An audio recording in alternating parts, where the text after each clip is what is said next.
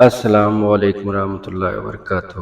اعوذ باللہ من الشیطان الرجیم، بسم اللہ الرحمن الرحیم۔ تصوف پر لکھی ہوئی کتاب اکمال الشیم پر گفتگو کر رہے ہیں۔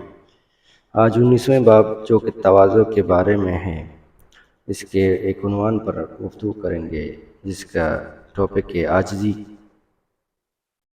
کا تکبر۔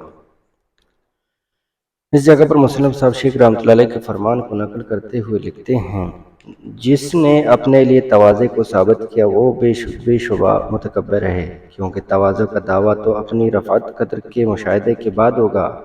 پھر جب تواضع کا اپنے لیے دعویٰ کیا گیا تو گویا اپنے مرتبے کی بلندی کا مشاہدہ کیا تو متکبر ہوا۔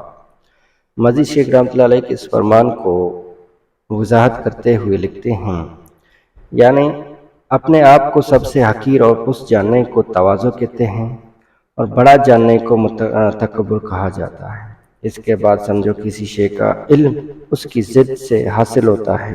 اگر کسی شے کی ضد موجود نہ ہو تو اس شے کے معلوم ہونے کی کوئی صورت نہیں۔ دیکھو، روشنی کا علم تاریکی کی بدولت ہے۔ اگر دنیا میں روشنی ہی روشنی ہوتی تو روشنی کا ادراک ہرگز نہ ہوتا۔ شجاعت کا علم بزدلی کی وجہ سے ہوا۔ اگر بزدلی کا وجود نہ ہوتا تو شجاعت کا علم مقصود ہو جاتا۔ بس جس نے اپنے لیے تواضع کو ثابت کیا، یعنی متواضع ہونے کا دعویٰ کیا، تو اس کے متکبر ہونے میں کوئی شک و شبہ نہیں، اس لیے کہ اگر اپنی پستی اور عاجزی سے اس کا نفس سراپا رنگین ہوتا تو اس پستی کا علم اور اس کا دعویٰ ہرگز نہ ہوتا، اس لیے کہ اس کی ضد یعنی کبر تو نفس میں موجود ہے ہی نہیں۔ پھر اپنی پستی کا علم ہوا تو کیسے ہوا؟ دیکھو، جو شخص تندرست ہی رہا ہے، کبھی مرض اس کے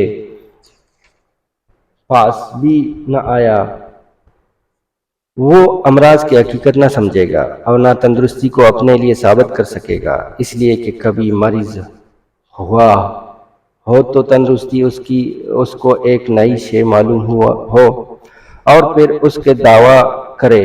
اسی طرح پستی اور عاجزی کے سوا اگر دوسری شے اندر ہوگی، یعنی کبر کی صفت ہوگی، تو اس کو دیکھ کر دعویٰ پستی اور تواضع کرے گا، اور اگر پستی ہے تو پستی کا دعویٰ نہ کر سکے گا۔ اس لیے شیخ فرماتے ہیں کہ جب تواضع کا دعویٰ کیا تو اپنے مرتبے کی بلندی اور بڑائی دیکھی، اور بغیر اس کے تواضع کو ثابت کرنا محال ہے، اور اپنے کو بلند و مرتبہ دیکھنا بھی تکبر ہے، اس لیے تو متکبر ہوا۔